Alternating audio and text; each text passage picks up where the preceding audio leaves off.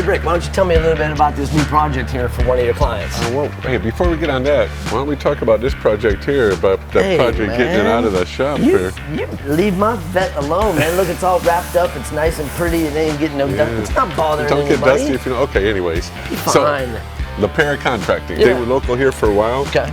And we did some vehicles for them, then they moved up to North Florida, like 6 hours away. They got a couple things wrapped by companies up there, 2 different companies, and it failed within a year. So he said, we will drive this thing 6 hours, bring it to you to wrap it. So multiple times this last year, they've driven 6 hours just to drop off stuff, drive back home, and a week later we finish up their wrap and then drive back here 6 hours. Man, that's dedication to wrap this right there, man. That's great. Yeah, so and what every do these time guys they get do? bigger. Oh, yeah, this is a giant one, right? So what do these guys do? It's a general contractor, LaPera General Contracting. They do a lot of roofs and remodels and stuff, but they do disaster relief recovery. So they'll take a trailer somewhere where there's been a hurricane or tornadoes go through, and they'll drop it. They got living quarters in the front, and they do their thing out there. Nice, nice. All right, so this thing is massive. So what is this trailer? It's like 48 feet, I believe, and it's giant tall, 11 feet. There is 1,100 square feet of vinyl going on this thing. Now, granted, it's all just nice big flat panels, but it has all these screws in here, which we never wrap over top of the screws as much as possible, because that area will be a failure point later on down the line. They can get some air in there and pop out away from those screws. So we are in the process of taking out all these screws. We lay the graphics down, and then we paint those screw heads to match the color of whatever wrap is being there. So just this really custom touch on it, and we put all those screws back in there.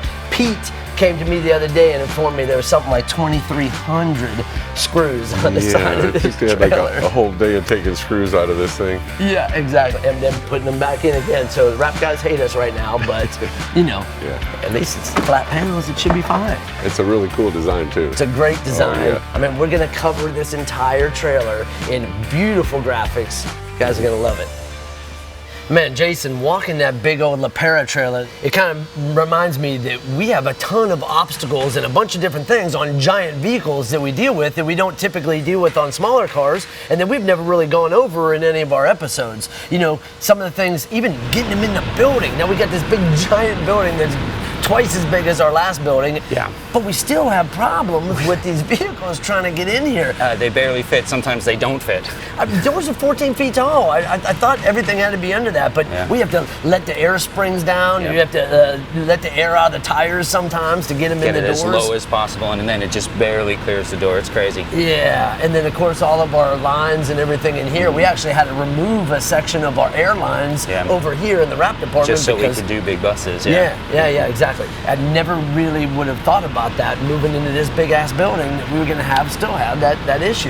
And then sometimes we run into actual problems on the exit. So we spent a lot of time getting one of these certain vehicles in here, and then when the guy came to snatch it out. Yeah, everybody thinks it's going to be fine going out the door, but you know, when he was hooking up to his trailer, he must have been a few inches higher, and he actually hit the door on his way out. Crumpled our brand new building, ripped a hole open in the door. It's crazy. Still working on repairs because you can't get paint for it. Yeah, exactly. You know, but hey, it is what it is, and what are you gonna do? You got to deal with those kind of things, right? It was a great wrap. It looked fantastic. Yep, it totally was. Let's talk about a couple of those issues like that we have on bigger vehicles. Temperature plays a role because it takes so long to wrap the vehicle. As it gets warmer throughout the day, the panel at the end of the wrap wants to stretch a lot more than the panel at the beginning of the wrap. And you can't fit one of these giant things inside our temperature control booth. So temperature is the first thing. We try and pack as much into a short amount of time so that we're not dealing with overstretch. Or we'll get to a certain point, stop and wait for the next morning when it's nice and cool again. That's funny. And Pete bitches about that all the time, right? So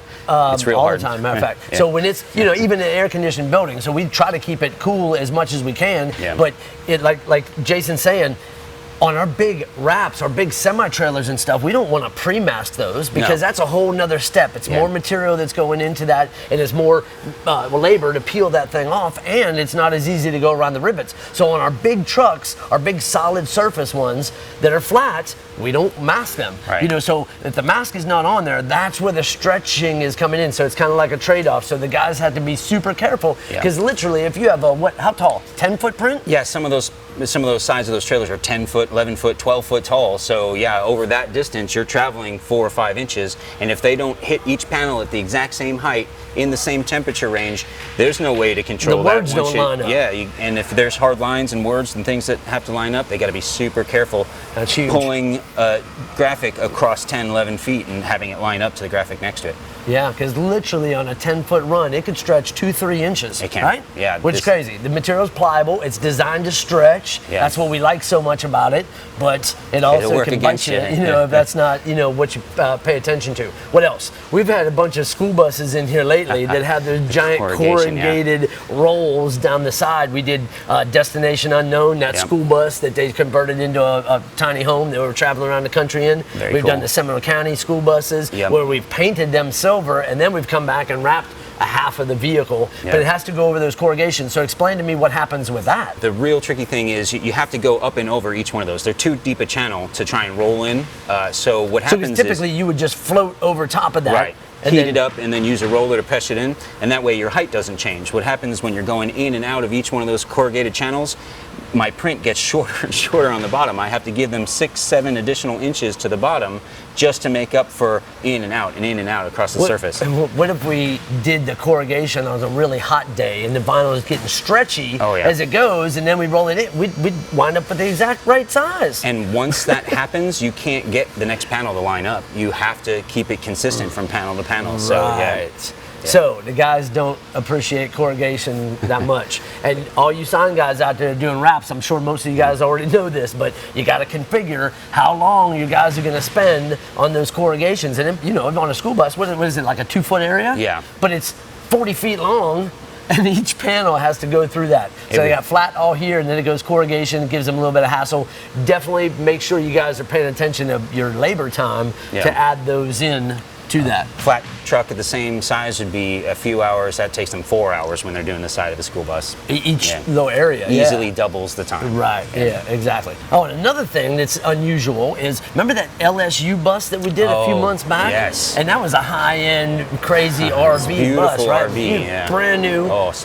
It's got all those stripes and swirls all down the side. And usually they're like chocolate brown and beige and this guy some wanted gray. LSU colors. LSU, because his son just got a full ride scholarship to LSU for baseball, I think, right? Yeah, it was baseball. Yeah, and he wanted this bus to have purple and yellow. The LSU colors on top of what was there. So we were emulating the look of the paint on the fancy Prevost with LSU colors. So we kept the design. Right. It was the same design. We just went over it. Right. So how can you do that? You can't scan and do that and cut it on the plotter and put it on the truck, right? No, it's about $300 of knifeless tape. Knifeless tape. So what do? Those guys just line this thing out on the exact paint shape, and they're coming in with that 2080 purple from 3M, and it's just a perfect match. And it looked like the factory intended this bus to look like, so we didn't change the graphics at all. We just changed the colors on them. Yeah, the yellow, I believe, was the 2080 Sunflower, which matched the LSU yellow as well. It worked out perfect. I had to keep Alabama Christie out of here during that week we were doing that RV, because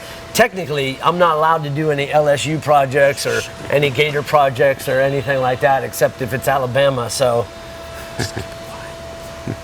all right, so let's talk about design.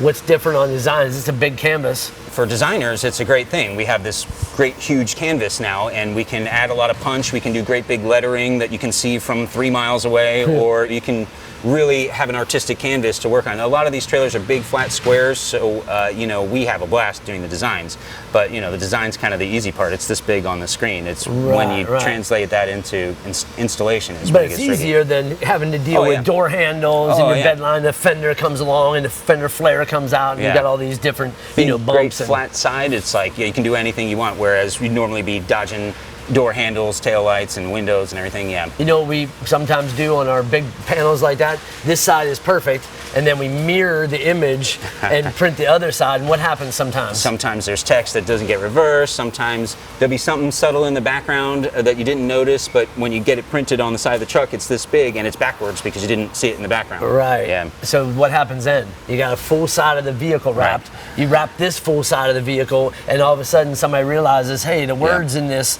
mirror, whatever you're looking into is backwards. So we have to at least reprint that entire panel, if not more, of the surface. And the bigger the prints too, like you've only got 60-inch wide material, so you only see 2 letters at a time when you've got 30-inch tall letters going down the side of a trailer. So it's hard to catch it while it's in the production process. It's really on the designers to make sure it's good before it goes to production. Did you hear that? Jason's taking responsibility because it's all the designers' fault. Designers, it's their fault. It's not the rest of the guys. So, well, if it makes it past those guys, it didn't help. But it's really kind of on us to make sure it's right from the get-go. Yep. We're always open to learning new things, new processes. You know, there's some guys out there that are doing more of something that we do occasionally, and they have a better technique or process down. We'd definitely like to hear those ideas from you guys. So write it in the comments and. Subscribe up to our channel if you haven't done it already. We need more people checking out this show. All right, guys, thank you for watching the Media One Wrap This YouTube channel. We'll see you guys next week.